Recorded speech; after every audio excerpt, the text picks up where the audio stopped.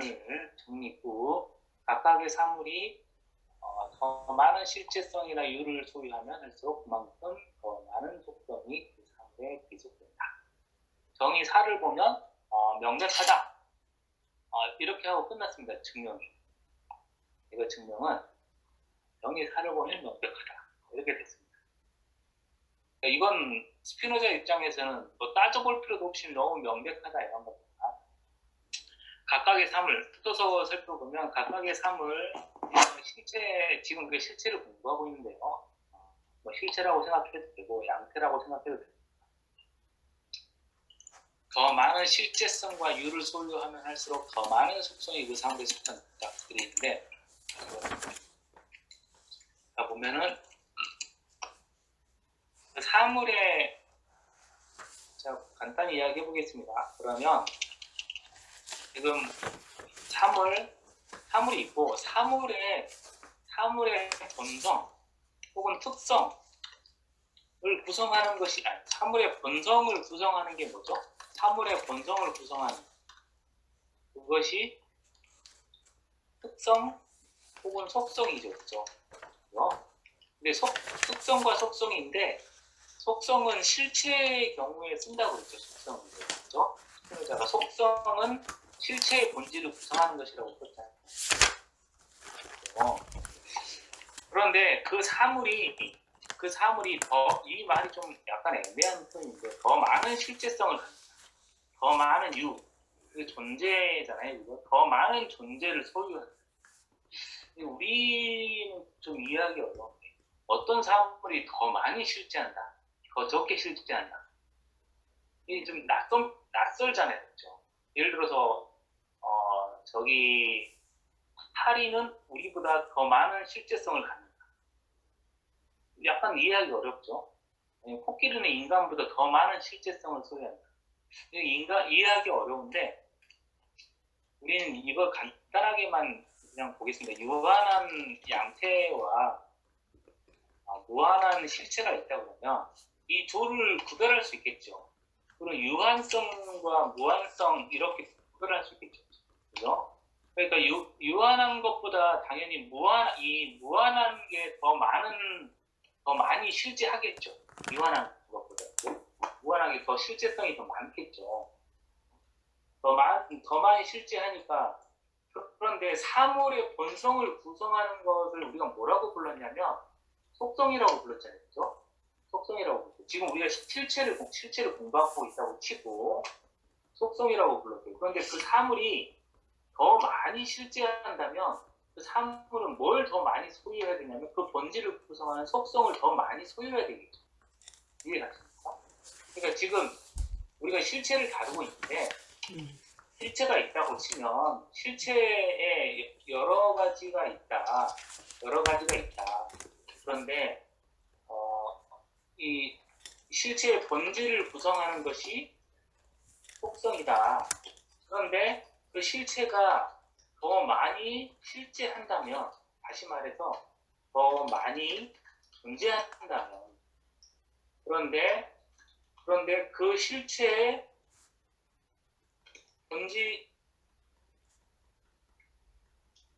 본질을 구성하는 것이 속성이니까 그 실체는 더 많은 속성을 가져야 한다. 이렇게 말할 수 있겠죠. 우리가 지금 이 부분을 앞에 부분과 연결시켜서 좀 계속 넘어오는 건데요. 지금 우리가 어디까지 했었냐면 정리 7에서 실체 본성의 존재가 속하고 그죠? 하나의 실체는 다른 실체에서 산출될 수 없고 이거 지금 계속 다루고 있었습니다. 그 다음에 동일 본성의 실체는 존재할 수 없고 그 다음에 저는 뭐였죠? 공통점이 없는 실체는 다른 것의 원인이 될 수 없고 이런 이야기를 쭉 해왔어요 지금. 그죠? 여기서 그 직전에 뭘 했었냐면 실체는 다른 데서 산출될 수가 없고 더 중요한 것은 실체의 본성의 존재가 속한다는 거죠. 실체의 본성의 존재가 속하고 가장 중요한 것은 실체는 무한한데 모든 실체는 무한한데 보세요. 모든 실체는 무한하고 실체의 본성의 존재가 속하죠. 그렇죠? 실제 본성의 존재가 속하는데 여기에 좀 연결을 시켜보겠습니다. 그러면 더 많은 존재를 갖는 실체다. 그러면 더 많은 속성을 가져야 한다. 이렇게 말할 수 있겠죠. 그렇죠? 그러니까 우리 농법에서는 약간 이상하지만 더 많은 존재를 갖는다. 이게 이상하지만 스피노자 이 철학 체계 내에서는 이 양의 크기를 속성의 크기로 비교를 할 수가 있어요. 지금. 그러니까 실체가 여럿 있는데 스피노자의 농법을 보면 보겠습니다. 다시. 그러니까 실체가 있고 실체 A가 있고 실체 1이 있고 실체 2가 있다. 그러면 실체 1과 실체 2가 있다 그럴 때 여기서 가장 기본적인 조건은 실체 1과 실체 2 사이에는 뭐가 없어야 되죠? 뭐가 없어야 되냐면 동일 속성이 없어야 되죠. 그죠? 네, 고개를 끄덕이신 분이 있으니까 다행입니다. 동일 속성이 없어야 되죠. 동일 속성이 있다 그러면 이게 뭐가 되죠? 실체 1과 실체 2는 양태가 되죠. 그죠? 양태가 되고 말죠. 속성이 같은데. 그러면 속성이 달라야 돼요. 속성이 달라야 되는데 실체 1보다 실체 2가 더 많은 실제성을 갖는다고 해보죠. 더 많은 실제성을 갖는다고 해보죠. 실제 2가. 그러면 이 두 개를 구별하려면 뭘로 구별해야 되죠? 실체를 구별하는 방법은 속성밖에 없잖아요. 그렇다면 실체 2에 더 많은 속성이 있다고밖에 말을 못하겠죠. 속성은 서로 달라요. 그죠? 실체를 구별할 수 있는 방법은 속성밖에 없잖아요. 이해가시죠? 실체는 양태가 아니니까 변형으로는 구별할 수가 없죠. 어떻게 변화되는가로는 구별할 수가 없고 속성으로만 구별할 수가 있는데 이 실체 1과 실체 2가 서로 다른데 실제성이 다르다, 크기가 다르다면 속성의 양이 다르겠죠. 귀속되는 속성이 다르겠죠. 그러면 실체 1과 실체 2가 있다 그러면 실체 2에 속한 속성이 더 많다. 이렇게 말할 수 있다는 거예요. 힘을 먹고 이해가 되시죠? 그러니까 스피노자 체계에서는 실체는 앞에서 뭐라고 했냐면 무한성을 갖는다고 했죠. 실체는 무한성을 갖습니다. 그리고 만약 실체가 여럿 있다면 논법을 이렇게 확장을 해보죠. 실체가 여럿 있다면 최소한 각 실체는 속성을 공유하지 않고 그래야 되죠. 그죠? 공유해서는 안 되죠. 그 다음에 그러면서도 실체를 구별할 수 있다면 이 실체 저 실체 구별할 수 있다면 각 실체에 속한 속성의 양과 크기가 다르다 이렇게 말할 수 있겠죠. 그렇죠? 논리적으로 그렇죠. 그렇죠? 자, 그러면 정리부를 이해한 걸로 하고요. 더 많은 실제성을 소유하면 더 많은 속성이 귀속된다. 이렇게 말하겠습니다. 이게 이해 가시죠? 자, 그러면 실제성이 아주 많은 경우라면 속성이 아주 많겠죠. 실제성이 별로 없으면 속성이 별로 없겠죠. 이해한 걸로 치고 넘어가겠습니다. 정리 10. 실체의 각 속성은 그 자체를 통해서 파악되지 않으면 안 된다. 이렇게 되어 있습니다. 그러니까 실체의 각 속성 그 자체를 통해 파악되지 않는다. 이렇게 되어 있고 증명은 간단히 되어 있습니다. 왜냐하면 속성이란 실체의 본질을 구성하는 것입니다. 이것은 속성이란 실체의 본질을 구성하는 것 이게 뭐였죠? 정의 4였죠. 그죠? 정의 4였습니다. 이렇게 간단히 돼 있어요. 책에는. 자 보세요. 실체의 각 속성은 그 자체를 통해 파악되지 않으면 안 된다. 그랬는데 왜냐하면 속성이란 뭐냐면 실체의 본질을 구성하는 것이고 실체는 뭐였죠? 실체는 정의가 자체적으로 존재하는 것이죠. 그리고 자체적으로 파악되는 것이죠. 그리고 그 실체의 본질을 구성하는 게 속성이에요. 그러니까 속성도 자체적으로 파악돼야 된다. 이런 뜻이에요. 이해가십니까? 그러니까 여기서 말하는 속성도 사실은 실체적이다. 이런 뜻이죠. 지금 속성. 실체가 뭐라고 그랬냐면, 실체가 뭐였죠? 실체는 자체적으로 존재하고 자체적으로 파악되는 것이었죠. 그죠? 실체가 정의가 그랬었죠. 자체적으로 존재하는 것이죠. 그러면 근데 속성은 실체의 본질을 구성하는 것이잖아요. 그러니까 속성도 자체적으로 파악돼야 되고 속성도 실체적이다. 이렇게 말할 수 있고 속성도 그러면 실질적 구별의 대상이다.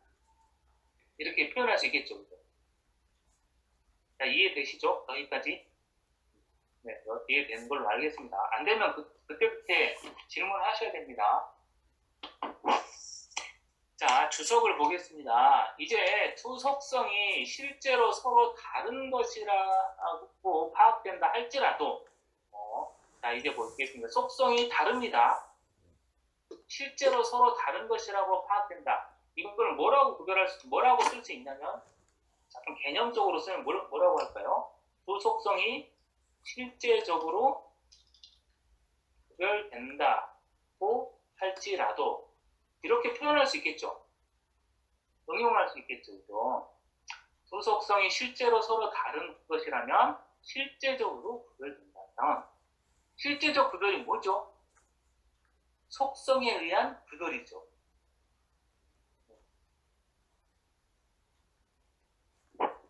자, 여기 이해되십니까? 지금 이해된 걸로 쳐야 되죠. 그죠?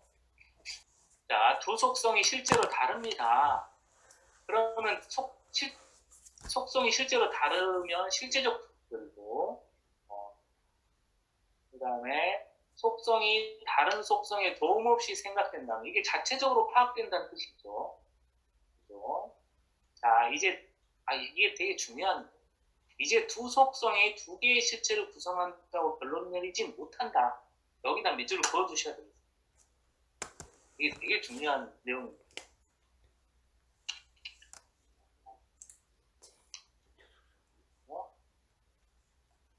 이제 두 속성이 두 개의 실체를 구성한다고 결론을 내립니다. 근데 우리가 그렇게 결론을 내렸었죠.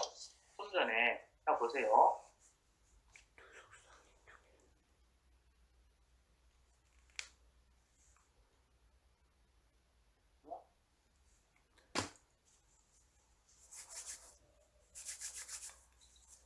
우리가 예전에 막 이렇게 썼었잖아요. 이 세계에 실체가 3개 있다.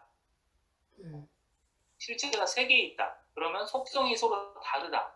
뭐 이렇게 이야기했었잖아요. 그죠? 실체가 3개 있다. 그러면 뭐 구별돼야 된다. 그럼 속성이 달라야 된다. 이렇게 이야기했죠. 자, 지금 잘 보세요. 자, 되게 중요한데 지금 무슨 내용을 이야기하고 있냐면, 자, 보세요. 속성이 서로 달라요. 속성이 서로 다릅니다. 속성이 서로 다르다. 그러면 결론상으로 어떻게 되느냐? 그러면 속성이 서로 다르다. 그러면 속성이 다시 쉽게 이야기해서 속성이 2개 있다. 그러면 결론은 뭐냐? 실체가 2개 있다. 이렇게 표현할 수 있죠. 그죠? 그런데 지금 뭐라고 이야기하고 있냐면 이제 두 속성이 2개의 실체를 구성한다고 결론 내리지 못한다고 이야기해요. 그러니까 결론은 이게 아니라는 거죠. 이게 지금 잘못됐다는 거죠. 이게 지금 잘못됐습니다. 잘못됐고 결론은 다시 내리면 결론이 뭐냐면 속성이 달라도 실체는 하나다. 이렇게 결론을 내리고 있습니다. 이게 되게 중요한 결론이죠.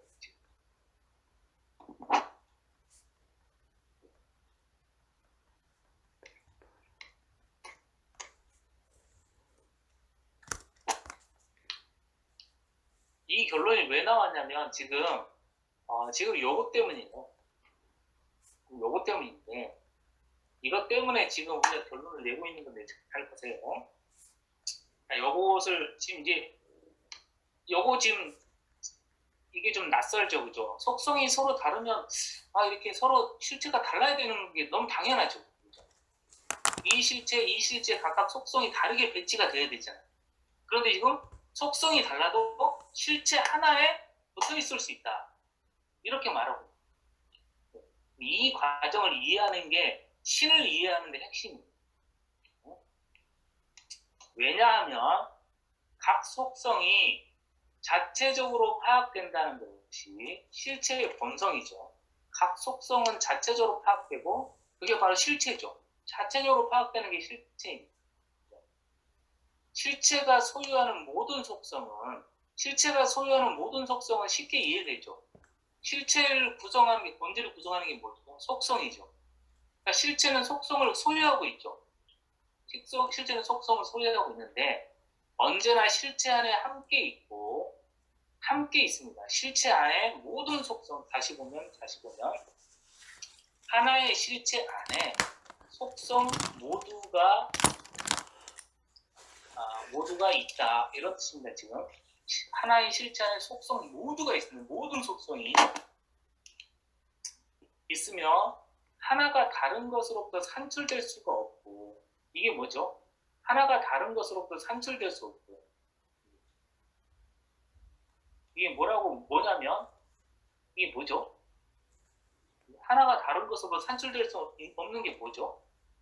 이게 실체죠. 자체적으로 존재하는 것이잖아요. 그렇죠? 자체적으로 존재하는 실체다, 이런 뜻이죠. 실체다. 그런데 우리가 앞에 문장에서 뭐라고 했나요? 실체의 속성은 자체적으로 파악된다고 했죠. 우리가 그래서 이걸 실체적이다 이렇게 불렀어요. 속성도 실체적이다 이렇게 불렀었죠. 좀 전에. 다시 보겠습니다. 자, 그러면 하나가 다른 것으로부터 산출될 수가 없죠. 그러므로 자체적으로 존재하는 실체다. 그러니까 속성도 실체적이다. 이렇게 부르고 있습니다. 실체적이다. 이건 무슨 말이냐면 속성도 실제적 구별의 대상이다, 이런 말이죠. 이해 가십니까? 자, 그러면 그리고 각 속성이 실체의 실제성이나 이유를 표현한다. 이게 지금 아주 어려운 말인데 오늘 이것을 이해하는 게 관건이 됩니다. 그러므로 자 보세요. 그러므로 하나의 실제에 여러 속성을 기속시킬 수 있다. 이렇게 보겠습니다. 이거 지금 이런 결론이 나왔는데 우리한테 지금 이 결론을 도출하는 과정이 중요합니다. 그러므로 하나의 실제에 여러 속성을 기속시킬 수 있다. 자, 그러면 이 말은 무슨 말이냐면 이 말은 속성 하나에 실체 하나, 다른 속성 하나에 다른 실체 하나. 우리 지금 이렇게 생각을 하고 있죠. 그렇죠? 실체가 다르면 속성이 달라야 되잖아요. 우리 이렇게 생각하고 있잖아요. 이해 가십니까? 자, 보세요. 여기서 핵심이 뭐냐면 바로 이 문장이 있습니다. 속성도 실제적 구별의 대상. 바로 이 문장. 이 문장을 우리가 응용을 해야 되는 거죠. 지금 우리가 할 건 속성은 실제적 구별. 그러면 실제적 구별의 대상과 실제적 구별의 대상이 있고 그다음에 양태적 구별의 대상이 있죠. 그렇죠? 이 두 개의 가장 큰 차이가 뭐냐면 양태적 구별의 대상은 수를 셀 수 있는 거죠. 실제적 구별의 대상은 수를 셀 수 없는 거죠. 이해 가십니까? 자, 그러면 속성은 실제적 구별의 대상이라는 것은 수를 셀 수 없는 거죠. 수를 셀 수 없는 것이에요. 이해 가십니까? 지금 헷갈리니까 우리를 다시 떠올려야 돼요. 이 강의실에 있는 우리를 구별할 수 있는, 수를 셀 수 있는 방식은 양태적 구별이고, 수를 셀 수 없는 건 연장에 의한 구별이거나 사유 속성에 의한 구별. 제가 지금 손가락이 5개가 됐다가 없어지다가 막 이러고 있죠. 지금 수를 셀 수가 있죠. 지금. 그죠? 손가락이 없다가 있다고 하잖아요. 자, 그런데 저는 하나입니다. 저는 수를 셀 수 있죠. 저는 한 명이에요.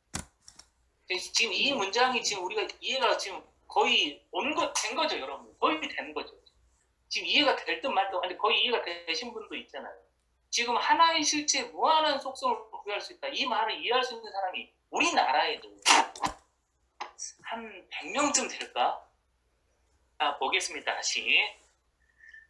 그러니까 어디냐면 이제 두 속성이 실제로 서로 다른 것으로 파악된다고 해도, 다시 말해 한 속성이 다른 속성이 도움없이 생각된다 해도 이제 두 속성이 두 개의 실체를 구성한다고 결론 내리지 못해요. 이 말을 하려고 한 거죠. 그러니까 두 속성이 두 개의 실체를 구성하는 게 아니라 한 개의 실체를 구성할 수 있다. 두 속성. 왜? 왜냐하면 실제적 구별의 대상인 속성. 이해가십니까? 또 이렇게 말하면 또 헷갈리죠. 뭐지? 실제적. 자꾸 이해를 하려고 하는데 자꾸 방해를 하는 것 같잖아요. 자, 그러면 이걸 이해하기 전에 먼저 이렇게 이해해 보겠습니다. 이것도 같이. 자, 우리 양태도 실제적 구별의 대상이 될 수 있다. 이렇게 말할 수 있습니다. 그죠? 우리 양태도, 나도. 그게 뭐죠? 우리를 수를 세는 단위가 아니라 속성으로 구별하면 되죠. 그렇잖아요. 그죠? 속성으로 구별한다면 실제적 구별의 대상입니다. 그죠? 이렇게 말할 수 있겠습니다. 그러니까 우리는 연장 속성과 사유 속성을 갖는데 이런 조건에서는 우리는 결코 구별되지 않는다. 이렇게 말할 수 있죠. 우리가 지금 서로 다른 사람이지만 연장 속성과 사유 속성 상에서 우리는 동일하죠. 이해 가십니까? 지금 이 문장이 이해됐다는 거 엄청난 겁니다. 지금 우리는 연장 속성과 사유 속성을 갖고 있는데 이런 상태에서 우리는 구별이 안 돼요. 그렇죠? 왜? 왜 구별이 안 될까요? 왜? 우리는 양태인 거예요. 이해 가십니까? 우리는 굉장히 제일 난해한 부분인데, 우리를 구별할 수 있는 방법은 뭐죠? 안경을 썼거나 머리카락이 길거나 짧거나 뭐 웃는 얼굴이거나 찡그리는 얼굴, 이렇게 구별이 되죠. 그게 뭐죠? 다 모두의 변환이잖아요. 우리는 양태적 구별의 대상이라 모두의 변환으로 구별이 되는데, 구별되지 않는 지점이 뭐였죠? 연장 속성을 갖는 지점이죠. 연장 속성상에서 우리 구별이 안 되죠. 이해 가십니까? 그죠? 그러니까 우리는, 그런데 연장 속성과 사유 속성을 갖고 있다는 건 아시죠, 우리가? 그런데 연장 속성 상에서 보면 우리 구별이 안 돼요. 이해 가시죠? 양태상으로 연장 속성이 변한 이 머리카락 길이를 보세요. 이게 연장 속성을 갖고 있는데 그것이 변한 거잖아요.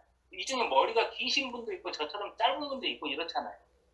이렇게는 구별이 되지만 길든 짧든 연장 속성에서는 구별이 안 되는 거잖아요. 아시죠? 자,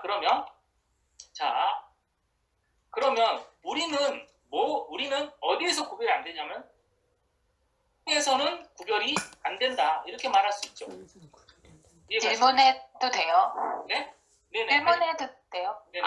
제가 헷갈리는 건 실제적 구별이 될 수 있다에서의 대상이 될 수 있다. 우리는 인간이에요. 인간이 다른 존재와 구별이 되는 게 실제적 구별의 대상이 될 수 있다. 다른 존재라고 하면 신이고, 예를 들면.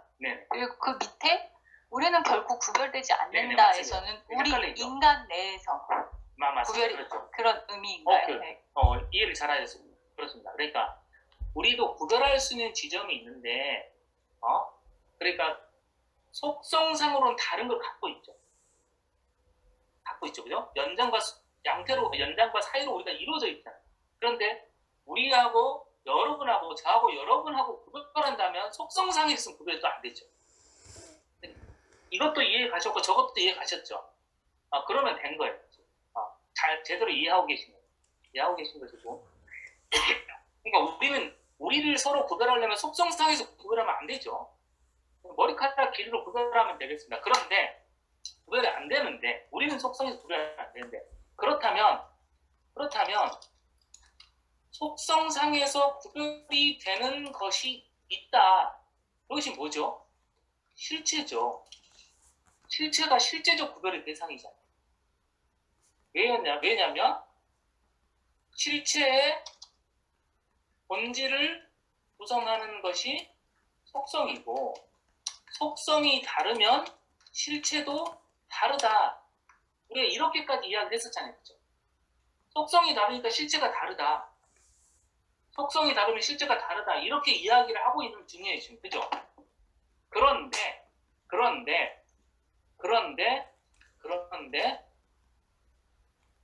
여러 속성이 하나의 실체에 속할 수 있다. 지금 이야기를 하려고 하는 거잖아요. 이해가 되죠? 자, 속성이 다르면 이렇게 실체가 이렇게 달라야 될 것 같은데도 불구하고 이렇게 결합할 수 있다. 그게 뭐냐면 실체다. 실체적 실체인데, 잘 보세요. 실체를 구별할 방법이 뭐가 있죠? 방법은 실체를 구별할 수 있는 방법. 우리 양태가 아니라 실체를 구별할 수 있는 방법이 뭐죠? 속성이죠. 실체를 구별할 수 있는 방법이 속성밖에 없잖아요. 그렇죠? 실체는 자체적으로 존재하는데, 자체로 존재하는 것을 그 본질이 속성이니까 실체를 구별할 수 있는 방법은 속성밖에 없습니다. 속성밖에 없는데, 그럼 뭐 속성인데, 실체를 구별할 방법은 속성인데, 문제는 속성이 무한히 많아도 하나의 실체 속에 담길 수 있고 그럼에도 서로 구별할 수 있다. 지금 이 문장을 위한, 다시 우리 몸을 보겠습니다. 저는 하나인데, 제가 하나임에도 불구하고 제가 구별되는 지점이 뭐냐면 연장 속성과 사유 속성을 갖고 있는 지점. 갖고 있죠. 그런데 저는 하나인데도 불구하고 연장 속성과 사유 속성을 동시에 갖고 있을 수 있어요. 왜냐하면 속성은 충돌하지 않기 때문에. 속성이 뭐죠? 자체적으로 존재하는 거예요. 그죠? 자체적으로 존재하고. 그러면 연장 속성과 사유 속성도 충돌하지 않는데, 그러면 다른 속성이 있다면 충돌하지 않겠죠? 연장 속성과 사유 속성도 함께 있을 수 있는데, 우리가 모르는 무한히 많은 속성도 함께 있을 수 있겠죠? 왜냐하면 충돌하지 않으니까. 이해 가십니까? 그러니까 속성이 무한히 많다고 해서 실체가 무한히 많아야 하는 것은 아니다는 거예요. 이해 가십니까? 그러면 이렇게 파악하는 경우는 뭘까요? 속성이 무한히 많으니까 실체도 무한히 많다. 이렇게 생각하는 경우는 어떤 경우죠? 양태적 구별이죠. 이해 가십니까? 속성 하나에 실체 하나, 속성 하나에 실체 하나, 개수를 구별하고 있는 거죠. 무한히 많다, 무한히 개수가 많다. 양태적 구별을 하고 있는 거예요. 그러니까 속성의 무한성에도 불구하고 실제적으로 구별하려면 실제적으로 구별한다는 게 무슨 말이냐면, 실체의 본성에 맞게끔 구별을 하려면 이런 뜻이에요. 실제적으로 구별하라는 게 실체의 본성에 맞게끔 구별하는, 다른 말로 하면 양태적으로 구별을 하지 않으려면, 다른 말로 하면 실체의 자격에 맞게끔 속성을 부여하려면 이런 뜻입니다. 다 같은 뜻이죠. 그죠? 우리 실체를 생각하고 있으니까 양태적으로 구별하지 않으려면 어떤 것일까? 속성이 여러 개라고 해서 실체가 여러 개냐? 그럼 여러 개다. 그럼 양태적 구별이잖아. 우리 보세요. 우리는 연장 속성과 사유 속성을 갖고 있는데 여러 명이잖아. 여러 명이다. 양태적으로 구별하고 있는 거다. 그럼 실체는 양태적으로 구별하지 않으려면 속성이 무한히 많은데도 불구하고 하나의 실체에 속할 수가 있어요. 그렇죠? 무한히 많은 속성 전부를 갖는 실체가 있습니다. 그게 뭐죠? 신입니다. 이해가십니까? 자, 보세요. 자, 그러면 잘 보세요.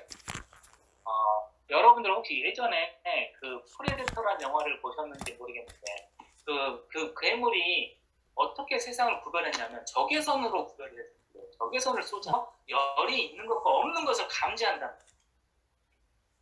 그러니까 그 아놀츠 그 근육맨이 있잖아요. 아놀츠 그 근육맨이 어떻게 쏘냐면 진흙 속으로 들어가요. 진흙 속으로 들어가니까는 적외선을 쏘았는데 열이 감지되지 않으니까 없는 것처럼 됐다. 그래서 그 적을 물리치는 건데 거기서 그러니까 뭐냐면 우리가 세상을 그렇게 구별하고 있다고 해봅시다. 우리가 세상을 연장을 구별하는 어떤 우리 감각 체계로 세상을 본다고 해봐요. 그럼 뭐가 안 보이냐면 사유가 안 보이겠죠. 이해가십니까? 그런데 우리가 사유만을 감지하는 감각 체계로 세상을 본다면 연장은 보이지 않고 사유만 보이겠죠. 이해가시죠? 그러니까 우리 존재를 잘 보세요. 우리 존재는 어떻게 보면 우리는 연장을 갖고 연장으로만 보이는데 지금 사유가 안 보이잖아요. 그런데 어떤 측면에서는 우리 사유만 갖고 있는 존재죠. 사유로만 보일 수도 있잖아요. 그러니까 속성을 여러 개 갖는다. 이 말은 무슨 말이냐면 갖는다.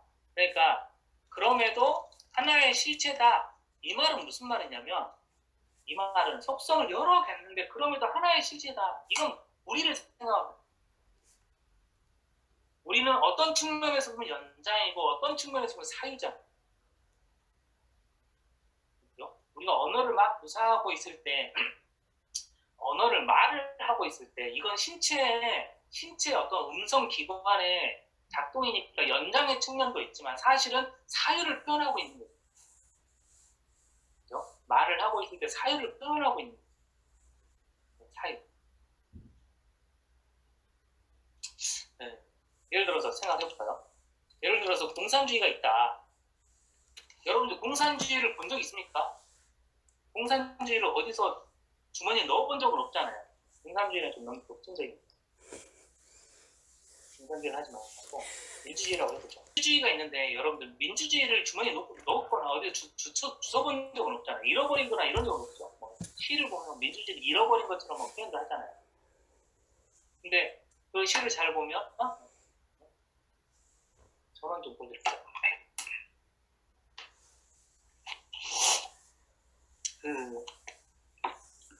예를 들어서 민주주의라고 하는 건 이렇게 사물처럼 존재하는 거 아니잖아요. 민주주의는 하나의 우리가 말하는 대의라는 거잖아요. 대의 같은 거잖아요. 사람들이 마구마구 움직이고 있어요. 무엇인가를 위해서 피를 흘리고 싸우고 있단 말이에요. 민주주의를 위해 싸우고 있다고 치죠. 싸우고 있는 사람, 피를 흘리는 사람만 있지만 연장적인 차원만 있지만 그 사람들로 하여금 피를 흘리게 하고 마구마구 움직이게 하고 열정적으로 살게 하고 목숨까지 바치게 하는 무엇. 그러니까 그런 행위로만 나타나는 그 무엇이 있죠. 보이지도 않고 잡히지도 않지만 그렇게 사람들을 미치게 하고 행위하게 하는 그 무엇.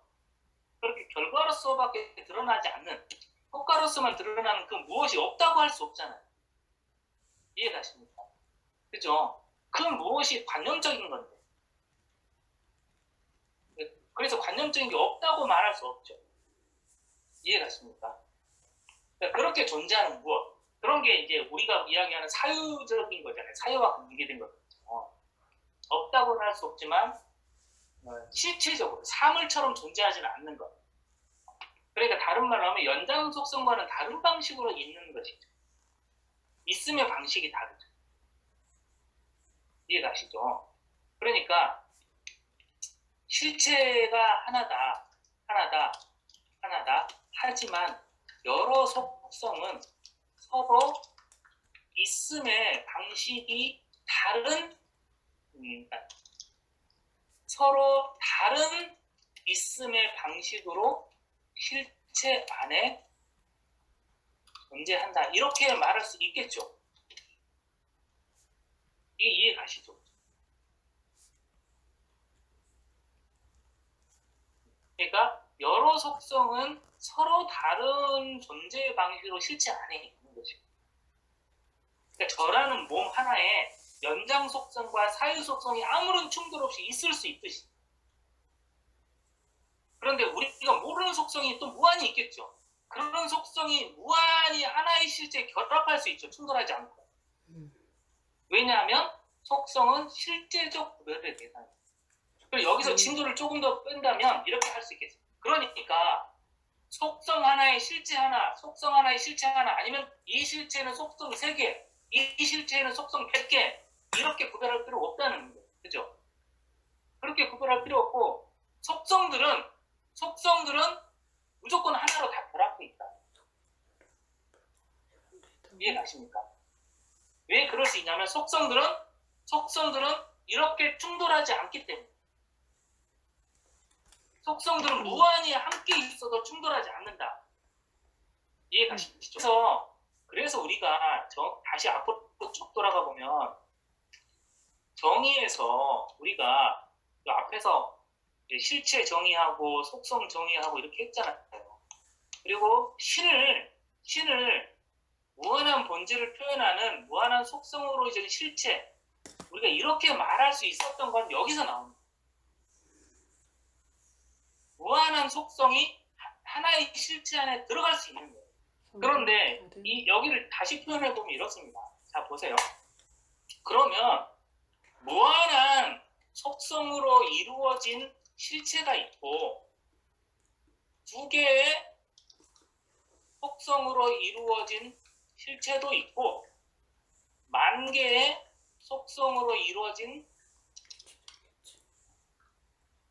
실체도 있다. 이 문장은 맞을까요? 틀릴까요? 틀린 거죠. 벌써 여러분들은 진짜 대단한 분들이 되신 거겠죠. 이게 틀렸다는 걸 아십니다. 네, 양태적 구별아이예요. 그죠. 그러니까 잘 보면 아시겠지만 속성이 존재하는 순간 속성은 원래 뭐였죠? 무한하죠. 속성은 무한하고 실체적이죠. 속성이 존재하는 순간 모든 속성은 하나의 실체 속에 들어갈 수밖에 없어요.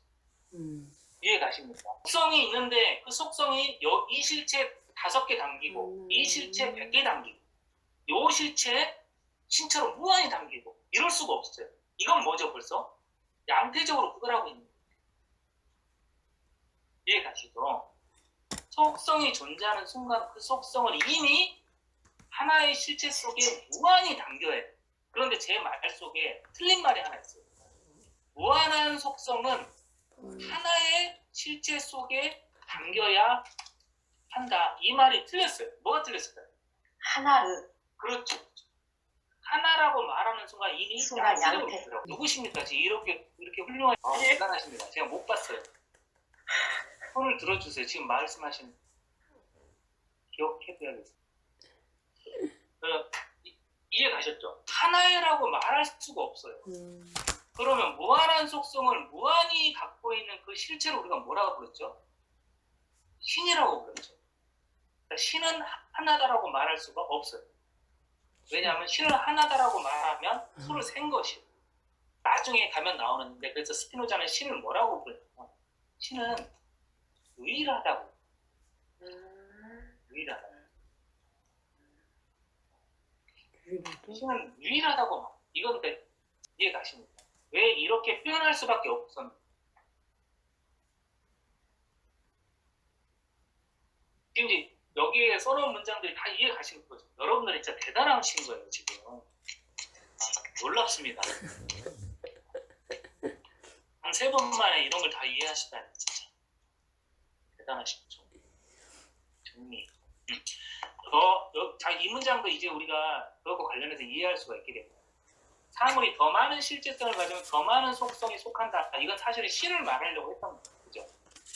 더 많은 속성이 속하는데 사실은 모든 속성은 하나의 실체 틀린 말이지만 유일한 실체에 속할 수밖에 없죠.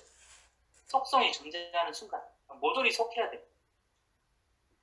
이해가시죠? 그러니까 만약에 우리가 속성상으로 구별할 수 있는 존재다. 그럼 우리가 뭐가 되는 거죠? 속성상으로 구별할 수 있는 존재다. 우리가 실체가 되는 거예요. 그런데 실체가 되는 순간 속성을 무한히 가져야 되죠. 근데 우리는 속성을 두 가지만 갖잖아. 그러니까 우리는 속성상으로 구별이 안 되죠 또. 그러니까 우리는 양태예요. 이해가십니까? 어쨌든 간에 여러분들 지금 실체에 여러 속성이 속한다는 걸 지금 이해하셨죠? 실체의 속성은 자체적으로 이게 무슨 말이냐면 그러면 자체적으로 파악된다 이 말을 지금 다시 되짚어서 그러면 잘 보세요. 유일 실체에 많은 속성이 속하는데 그들은 늘 자체적으로 파악되어야 하고 이렇게 되는 거잖아요. 그죠? 네. 속성들이 무한히 속하는데 이들은 자체적으로 파악돼요. 그러니까 제 안에 연장 속성과 사이 속성이 있는데 이 연장 속성은 이걸 파악할 방법이 없어요. 사이 속성을 통해서는 파악할 수가 없어요. 왜냐면 공통성이 없으니까. 이해가십니까? 그러면 제가 연장 속성도 갖고 있고 사이 속성도 갖고 있고 또 모르는 속성 A가 있다. A는 어떨까요? A는 연장 속성, 사이 속성과 공통점이 하나도 없어요. A 자체로만 파악돼요. 이해가시죠? 속성이 무한히 많아요. 그런데 그건 다 자체적으로 파악돼야 돼요. 다 자체적으로 파악되면서도 뭐죠? 자체적으로 파악되면서 하나도 충돌하지 않아요. 그런 존재가 신입니다. 그러니까 우리는 지금 보면은 우리는 두 가지 측면을 갖고 있죠. 이중적인 면을 갖고 있죠. 연장적인 면과 사유의 면을 갖고 있잖아요. 이중적인 측면을 갖고 있죠. 그런데 속성을 무한히 갖고 있는 신은 어떤 면일까요? 다면이겠죠. 엄청나게 많은 면들을 갖고 있겠죠. 그런 존재가 상상은 되지 않지만 뭐 논리상으로 그렇습니다. 자, 그다음 어디였죠? 어디를 하고 있었던 거예요? 여기. 자, 자체적으로 파악되고 이제 두 속성이 실제로 서로 다른 것이라고 파악돼도 한 속성이 다른 속성에 도움 없이 생각된다 해도 이제 두 속성이 두 개의 실체를 구성한다고 결론 내리지 못한다. 이 문장도 이해되셨습니다. 지금 그죠?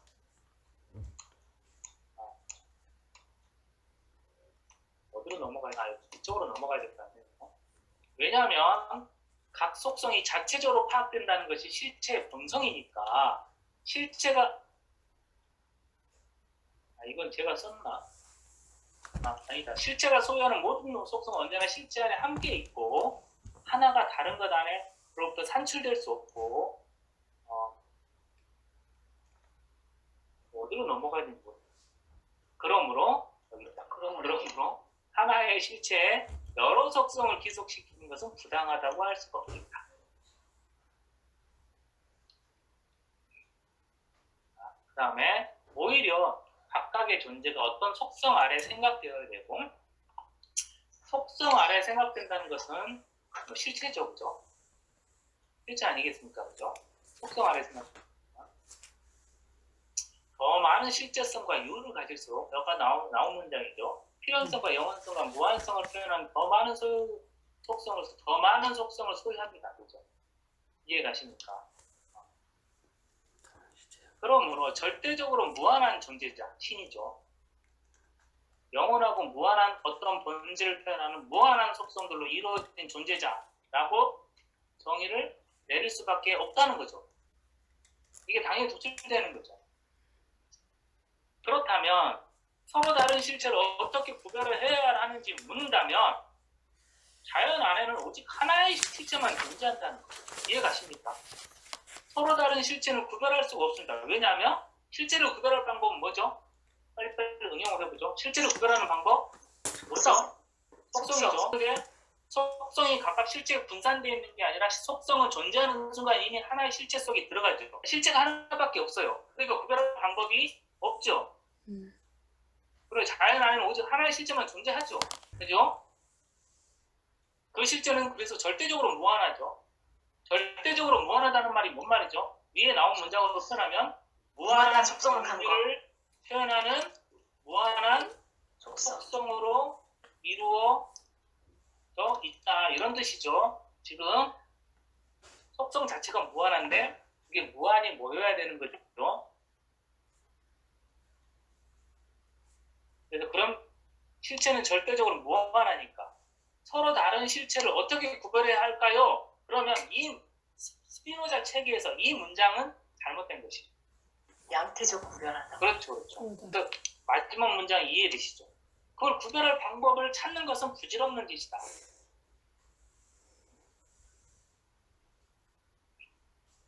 자, 이제 이 명제가 이해됐습니다. 그죠? 이 명제 정리 10 실체의 각 속성은 자체적으로 파악돼야 됩니다. 그죠? 실체의 각 속성은 자체적으로 파악되니까 그래서 실체에는 속성들이 무한히 결합될 수 있고 그래서 그 실체는 유일하다. 그래서 절대자를 도출할 수 있다. 자, 여기까지 이해되셨죠? 질문사항이 있으면 질문을 받겠습니다. 그래서 정리 11이 나오는 겁니다. 신. 또는 각각 영원하고도 무한한 본질을 표현하는 무한한 속성으로 이루어진 실체는 필연적으로 존재합니다. 이제 이 명제가 등장한 게 신이라는 명제가 신은 필연적으로 존재한다. 자, 이 명제는 이 증명을 보지 않고도 우리가 지금 해결할 수 있는데요. 속성이 뭡니까? 속성이 실체 본질을 구성하는 거죠. 그죠? 지금 그런데 그 실체는 어떤 실체냐면 속성을 무한히 갖고 있어요. 그래서 속성의 특성 중에 앞에서 뭐가 있었냐면 무한성이 있었어요. 모든 실체는 무한하다고 했으니까 속성도 무한합니다. 무한하고 그 무한성을 무한히 갖고 있다면 결국은 그걸 제한할 다른 존재가 없는 거잖아. 그러니까 필연적으로 존재해야죠. 제한할 게 없으니까 필연적으로 존재합니다. 그리고 앞에서 했던 것으로 신은 유일실체이므로 다른 실체가 없어요. 이걸 제한할. 그러니까 이렇게도 표현할 수 있습니다. 만약 신이라는 실체가 있고 또 다른 실체가 있다면 만약 이게 있다고 해봅시다. 이 말 자체가 잘 맞을까요? 틀릴까요? 양태적으로 구별하고 있다네요. 그렇죠. 그렇죠. 아주 응용을 잘하십니다. 양태적. 그죠? 지금 실체를 두 개로 나눴잖아요. 둘로 나눈 거니까 양태적 구별이 잘못됐어요. 그런데 잘못되지 않았다고 해보죠. 우선 이 말이 맞다고 해봅시다. 신이라는 실체가 있고 또 다른 실체가 있다면 지금 두 실체는 어떻게 되는 거죠? 구별되고 있는 거죠. 그렇잖아요. 그럼 어떻게 구별돼야 되죠? 무엇에 의해서 구별이 돼야 됩니까? 속성에 의해서 구별돼야 되는데 그렇다면 신은 어떤 존재이죠? 우리가 뭐라고 표현하냐면 속성을 무한히 갖고 있는 존재잖아요. 그런데 또 다른 실체는 그러면 신이 실체를 다 가졌는데 또 다른 실체가 있다면 나머지 속성을 가져야 되는데 나머지 속성이 없는 거예요. 그렇죠? 그러면 또 다른 실체가 존재할 수 없죠. 그렇죠? 그래서 이 문제가 양태적 구별이라서 틀린 거고 두 번째는 속성의 여분이 없어요. 신이 다 갖고 있기 때문에. 그러니까 또 다른 실체가 만약에 있다면 그 실체는 신에게 아무런 영향을 줄 수가 없죠. 왜냐하면 신과 공통된 속성을 갖는 게 하나도 없을 테니까. 그렇게도 말할 수 있겠죠. 그래서 신은 필연적으로 존재한다. 신의 존재를 증명했습니다. 지금 신은 필연적으로 존재한다. 증명. 그렇다면 신이 존재하지 않는다고 생각해보자. 그러면 신의 본질에는 존재가 포함되지 않는다. 맞죠? 신의 본질의 존재가 포함되지 않는다고 했는데 이게 정리칠에서 실제 본성의 존재가 포함된다고 했으니까 부당하다. 그런 거 실은 필연적으로 존재한다. 이 문장도 뭐 쉽게 이해되시죠, 그죠? 문장 자체가 문장이 아직 잘 이해 안 되시군요. 자, 신의 본질에는 존재가 포함되지 않는다. 존재하지 않는다 그러면 본질의 존재가 없는 것입니다. 그죠? 실제 본성의 존재가 포함된다. 이건 뭐죠? 본성의 존재가 포함된다. 이게 뭐죠? 자기 원인. 그렇죠. 자기 원인. 자기 원인과 신은 필연적으로 존재하고 또 다른 증명. 자, 사물이 존재하지 않는다면 이런 건 되게 좋은 예인데요. 그 존재를 방해하는 원인이 있어야 된다. 존재하지 않는다면 존재하지 않게 되었다 그러면 저를 존재하지 않게 하는 뭐 칼이 있었다거나 총이 있었던 거죠.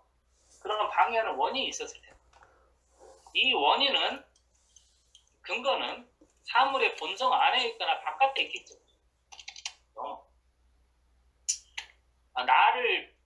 나의 장애물이 내 안에 있거나 내 바깥에 있어야 돼. 첫 번째, 사각의 원이 존재하지 않는다면 이게 존재하지 않는다면 이건 본성 자체가 모순이죠. 사각과 원이라는 건 결합될 수가 없죠. 그러니까 본성 안에 모순이 있잖아요. 본성 안에 신은 필연적으로 존재하고 또 다른 증명.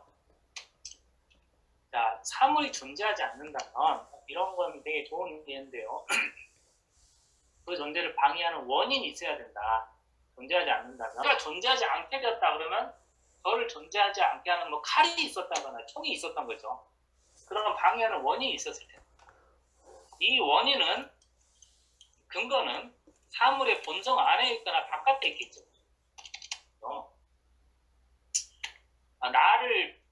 나의 장애물이 내 안에 있거나 내 바깥에 있어야 돼. 첫 번째, 사각의 원이 존재하지 않는다면 이게 존재하지 않는다면 이건 본성 자체가 모순이죠. 사각과 원이라는 건 결합될 수가 없죠. 그러니까 본성 안에 모순이 있잖아요. 본성 안에 존재를 방해하는 원인이 있는 거죠. 그죠? 지금 예를 들어놓은 겁니다. 본성 안에 그 방해하는 원인이 있는 경우죠. 그죠? 사각의 원. 그러면 이런 건 어떨까요? 황금산. 이런 건 본성 안에 존재를 방해하는 원인이 있지 않죠. 황금과 산은 결합될 수 있잖아요. 이해되시죠? 이건 있을 수도 있고 없을 수도 있습니다. 만약에 없다면 뭘까요? 황금산이 없다면 뭐죠? 그 원인은 어디 있어야 되죠? 외부에 있어요. 아시겠습니까? 원래 황금산이 있었는데 사람들이 다 캐갔다거나 아시겠습니까?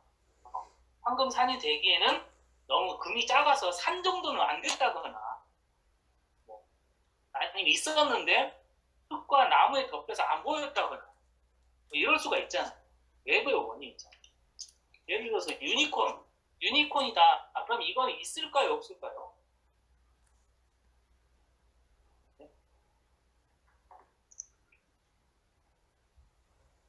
모르죠.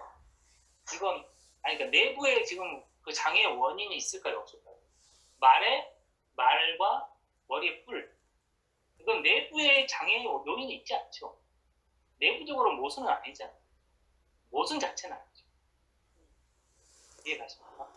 근데 만약에 살다 보면 말이 뭐 부딪혀가지고 혹 같은 게 생길 수도 있잖아요.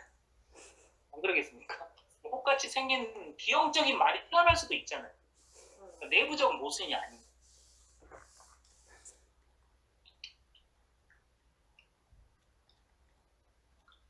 이건 어떨까요?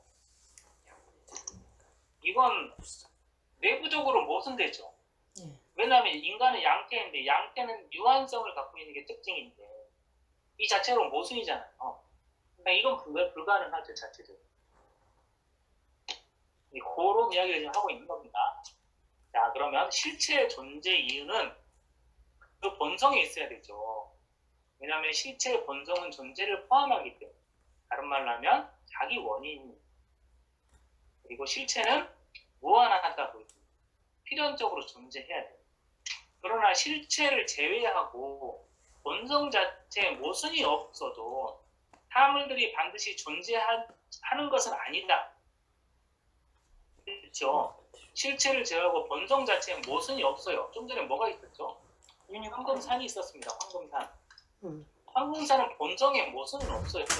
근데 꼭 존재하는 것은 아니잖아요. 그렇죠? 그런 사물의 존재는 물질적 자연의 보편적 질서에 따릅니다. 그죠? 물질적 자연의 보편적 질서라는 게 뭐냐면 아까 말했죠.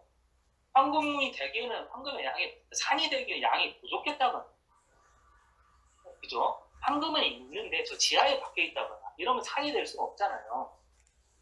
그냥 자연의 법칙에 따른 거 결론적으로 존재하지 못하도록 하는 원인이 없다면 필연적으로 존재해야 돼요. 그죠? 여기 잘 보세요. 실체는 본성의 존재를 포함하니까 존재해야 되고 실체가 아니라면 외적 원인 때문에 이해 가십니까? 실체가 아니라면 외적 원인 때문입니다. 그죠? 내적 원인이 없다면 외적 원인 때문인데 실체는 외적 원인이 있을까요? 없을까요? 없어요. 없죠. 자기 그렇죠. 존재니까. 그죠? 자체적으로 파악되는 것이고 실체니까. 아시겠어요? 그죠? 결론적으로 존재하지 못하도록 하는 원인이 없다면 필연적으로 존재해야 된다. 따라서 신의 존재를 방해하는 원인이 없다면 신도 필연적으로 존재해야 될 것이다. 그런데 방해하는 원인이 있다면 그것은 신의 본성 안에 있거나 외부에 있어야 될 것이다. 이해 가시죠? 충분히. 그죠? 그런데 다른 본성의 실체, 외부, 이게 외부죠. 외부의 원인이죠. 외부의 원인이 만약에 실체가 있다면, 다른 본성의 실체가 있다면 신과는 공통성이 없죠. 알겠습니까?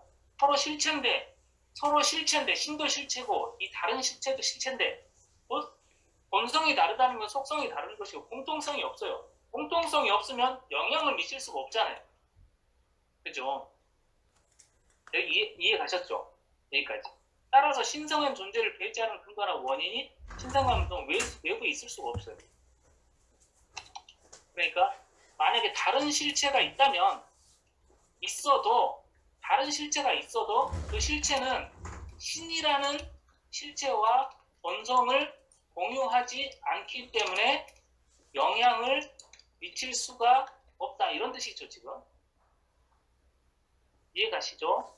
그러므로 바깥에 다른 실체가 있어도 본성이 공유되지 않으면 영향이 없어요. 그렇다면 원인은 어디 있을까요? 외부에 없다면 원인은 당연히 신성은 본성 안에 있어야 되겠죠. 그런데 안에 있다면 본성은 모순을 포함해야 되겠죠. 그 모순의 예가 아까 사각의 원 같은 거죠.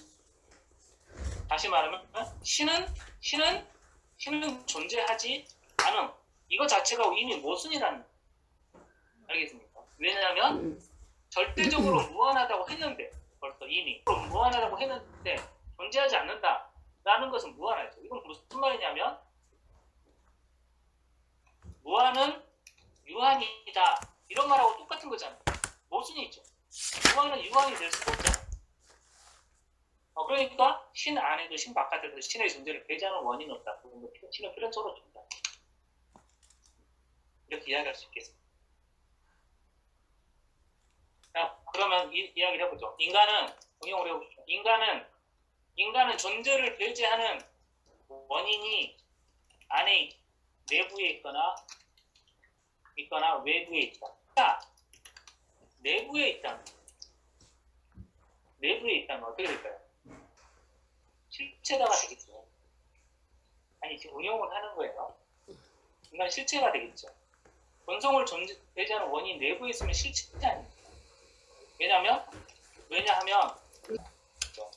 우리는 자기 원인이 아니죠. 그러니까 인간의 존재를 배제하는 그 원인은 바깥에 있어야 한다. 그죠? 그래서 우리는 영향이 결핍되거나 총에 맞거나 아니면 절망이 커서 죽을 수 있다. 이런 거죠. 본성 우리 제한을 받을 수가 있죠. 존재하지 않을 수 있는 이유가 있는데 이런 것들이 있겠습니다. 또 다른 증명, 후험적 증명, 또 다른 증명, 후험적 증명을 합니다. 설명을 하고 포스테리오리 후험적 증명이 있고 우리가 좀 전에 한 것들이 있죠. 후험적 증명이 있는데 이걸 우리가 앞에 했습니다. 후험적 증명. 후험적 뭐 이런 구별이 있을 수 있는데요. 어떤 사람들은 이걸 철학 시간이니까 철학적인 이야기를 좀 해도 되겠죠. 어떤 사람은 이건 뭐 초월적 이렇게 번역을 하기도 하는데 저는 이렇게 하면 안 된다고 생각하는 편입니다. 이렇게 하면 안 되고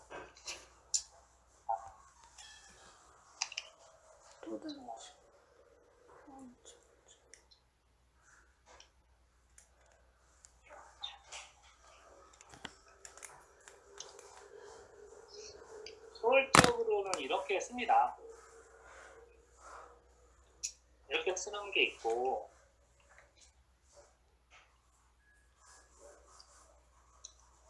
이렇게 쓰는 경우도 있습니다. 이 두 가지는 철학적으로는 완전히 구별되는 겁니다. 만약에 이렇게 한다면은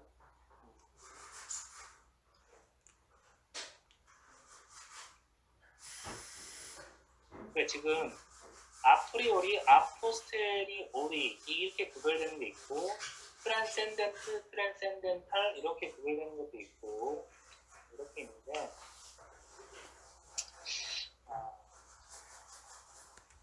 여기에 대립되는 게 뭐냐면 여기에 반대되는 게 내재적 이런 뜻입니다. 초월적에 반대되는 여기에 반대되는 게 내재적이라는 뜻입니다. 근데 신이 우리 바깥에 우리 삶 바깥에 있는 경우 그래서 우리를 지배하는 경우 이렇게 생각하는 걸 초월적이라고 해요. 신은 초월적이에요.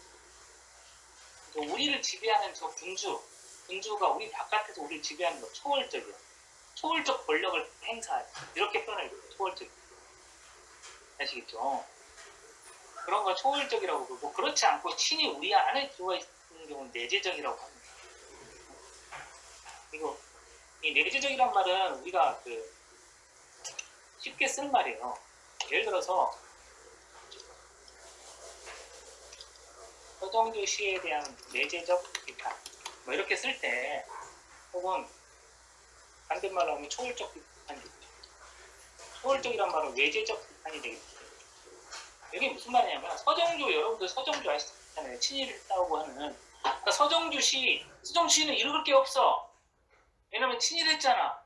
나 친일시야. 이렇게 말하는 건 초월적 비판이에요. 외재적 그게 아니고 시를 정확하게 분석해 들어가서 시적 세계 자체 한계 안에 친일의 조건이 들어갈 수밖에 없다. 예를 들어서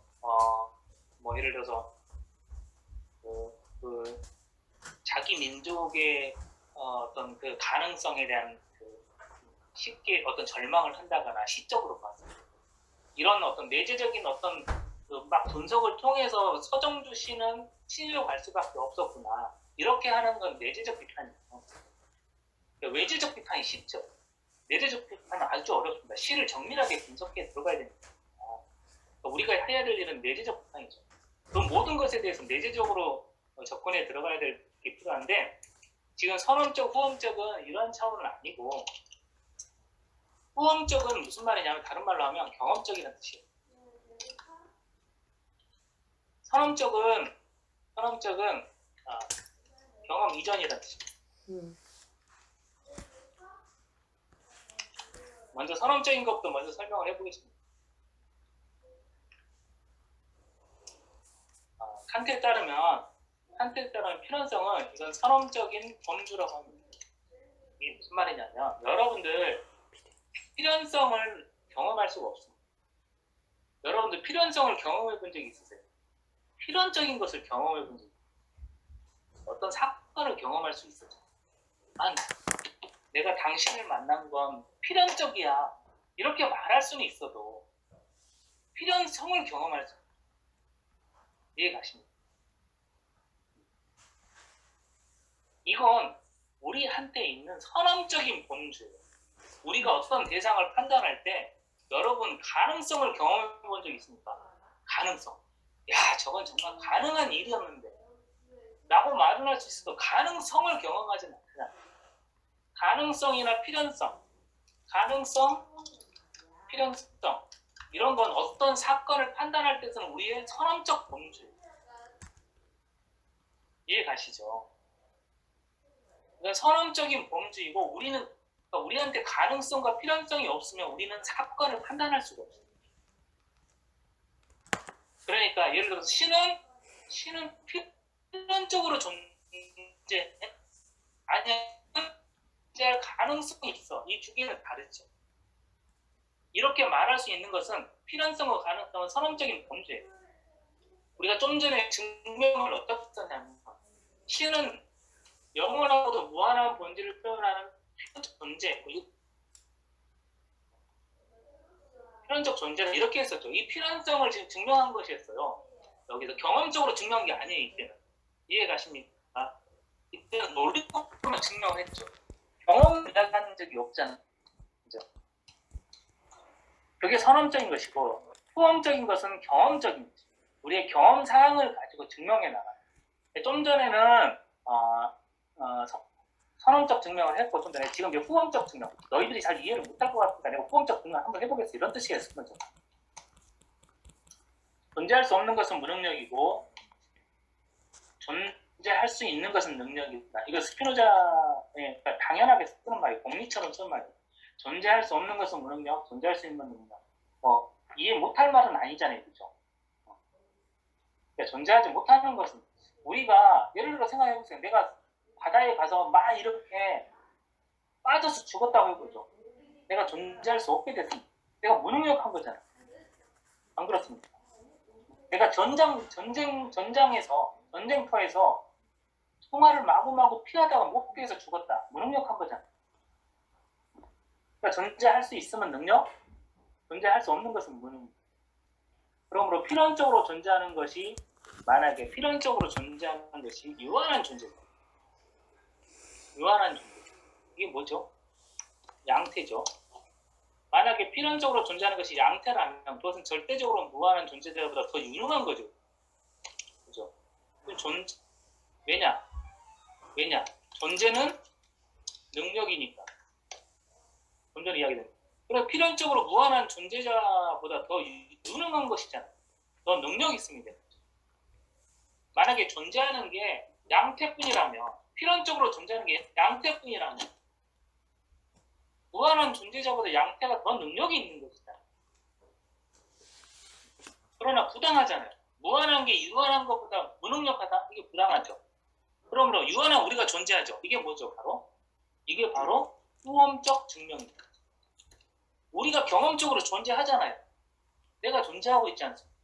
우리가 존재하니까 양태가 존재하는데 우리는 필연적으로 존재하는 다른 것 안에 존재하는 양태니까 당연히 우리를 품고 있는 절대자는 존재해야 된다. 이렇게 증명하는 거예요. 내가 능력이 조금밖에 없는데 내가 존재하는데 더 능력이 무한히 많은 건 당연히 존재하지 않냐. 이게 후험적 증명. 이해가시죠? 근데 이 쉬운 증명은 사실은 불완전한 거지. 그러니까 경험적 증명은 불완전한 거예요. 왜냐하면 우리의 존재를 확증할 수가 없어요. 우리의 존재가 꿈이라면 어떡하죠? 장자의 나비 꿈이 있잖아요. 나비가 꿈을 꾸고 있는 것인지 모르잖아요. 그러니까 우리의 존재는 불확실한 거예요. 그러잖아요. 이제 거기까지 따지지 않고 그냥 우리는 존재하지 않냐. 이 상식의 바탕을 두고 넘어가고 있는 오늘은 이 주석까지 할 수 있겠네요. 그죠? 자, 존재할 수 있는 것이 능력이고 사물의 본성의 실제성이 더 많이 속할수록 아까 나왔었죠. 사물의 본성이 실제성과 유가 더 많이 속할수록 뭐를 많이 갖죠? 속성을 많이 갖죠. 그래서 속성을 많이 가미해주면 많이 가면서 그 사물은 존재하는 데 더 큰 능력을 갖는다. 왜냐하면 신은 속성을 더 많이 갖잖아요, 우리보다. 그리고 절대적으로 무한한 존재자는 절대적으로 무한한 존재 능력을 가지기 때문에 신은 필연적으로 존재한다. 그런데 여기서 중요한 건 사람들은 속성이 굉장히 많잖아요. 속성이 너무 많으니까 그러면 존재하기가 어렵지 않을까 이렇게 생각한다. 이해가십니까? 예를 들어서 자보세요. 여기 이거하고 그 문장을 읽기 전에 이 노트하고 핸드폰하고 속성이 어떤 게 더 많습니까? 핸드폰이 더 많잖아요. 핸드폰은 만들기가 더 어렵죠. 그러니까 이 노트보다 핸드폰은 존재하기가 더 어렵잖아요. 핸드폰의 속성이 더 많으니까. 그러면 신은 속성이 더 많으니까 더 존재하기 어렵지 않을까? 이렇게 생각할 수도 있겠죠. 그건 어떤 생각일까요? 그렇게 생각한다면 그건 속성이 많으니까 존재하기가 더 어렵다. 이건 양태적 사유입니다. 알겠습니까? 양태들에 해당되는 사유. 그러니까 노트는 만들기 쉽지 핸드폰보다. 이거 양태들에 해당돼. 알겠습니까? 그런데 다시 읽어보고, 그런데 사람들은 사물 가운데 빨리 생성될 수 있고 쉽게 존재하는 것이 쉽게 소멸되는 것을 보고, 그러니까 날파리는 금방금방 만들어지기가 쉽지. 근데 인간은 만들어지기가 어렵잖아. 이렇게 생각하는 거예요. 더 많은 속성을 소유하면 어렵지, 존재하기 어렵다 이렇게 생각하죠. 그러니까 신이 존재한다는 증명을 잘 이해를 못하는 거예요. 신이 어떻게 존재해? 그 많은 속성을 갖고 어떻게 존재할 수가 있어? 이렇게 생각하는 거예요. 이때부터 나오는 거예요. 그런데 외적 원인에 힘입어서 형성되는 삶, 이게 뭐죠? 양태죠. 그죠? 양태는 언제나 외적 원인의 힘에 의지해서 존재하는 것이죠. 자체의 완전성에서 의해서 생기지 않죠. 그런 식으로 생각하는 것은 당연합니다. 이 문장 이해가 가시죠, 충분히. 그러니까 이런 것들은 외적 원인에 생기니까 더 많은 외적 원인이 필요하죠, 핸드폰. 더 많은 지혜들과 이런 것들이 필요하잖아요. 얘는 많은 지혜가 필요하지 않으니까. 그죠? 그러니까 외적 원인에 힘입어서 형성되는 양태는 그런 식으로 생각하는 게 맞아요. 그러나 실체의 존재는 외적 원인이 아니라 외적 원인이 아니라 실체 본성에서 나와요. 그러므로 실체 본성에 뭐가 있어요? 실체 본성에 뭐가 있어요? 속성이 있죠. 그죠? 근데 그 속성이 무한성을 갖고 있어요. 근데 그것이 무한한 속성이에요, 심지어.